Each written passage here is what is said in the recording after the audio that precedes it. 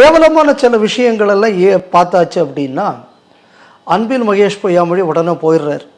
அப்படியே தேம்பி தேம்பி அழுது சொல்கிறார், படித்து படித்து சொன்னேனே, ரூல்ஸ் எல்லாரும் ஃபாலோ பண்ணுங்கள்னு நான் சொன்னேனே அப்படின்னு அவர் அழறார்.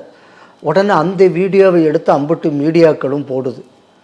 என் கேள்வி இதே அன்பில் மகேஷ் பொய்யாமொழிக்கு என்ன அப்படின்னா, இந்த பஸ்ஸில் ஃபுட்போர்டில் பசங்க தொங்கிக்கிட்டு பிரச்சனை பண்ணிக்கிட்டு போனாங்க அப்படின்னு சொல்லி அன்றைக்கு பிஜேபியில் இருந்த நாச்சியார் அம்மான்னு ஒரு அம்மா அந்த பசங்களை பிடிச்சி வண்டி அனுப்பாட்டி கண்டித்தாங்க. கண்டித்ததுக்கு அந்த அம்மாவை பிடிச்சி உள்ளே போட்டது உங்கள் அரசு.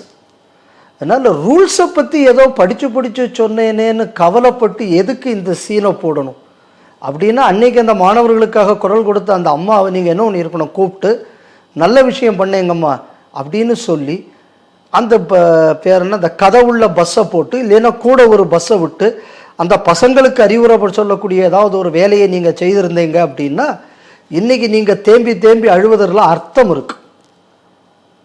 ஆனால் அன்றைக்கி நீங்கள் அப்படி செய்துட்டு இன்றைக்கி தேம்பி தேம்பி அழகே இந்த வீடியோவை மட்டும் எல்லா மீடியாவும் போடுறாங்க அப்படின்னு பார்க்கும்போது இது ஒட்டுமொத்தமாக திமுக பண்ணக்கூடிய ஸ்டேஜ் மேனேஜர் அரசியலாக தெரிகிறது.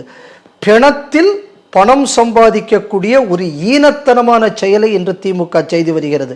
இதைத்தான் நான் இந்த விஷயத்தில் பார்க்குறேன்.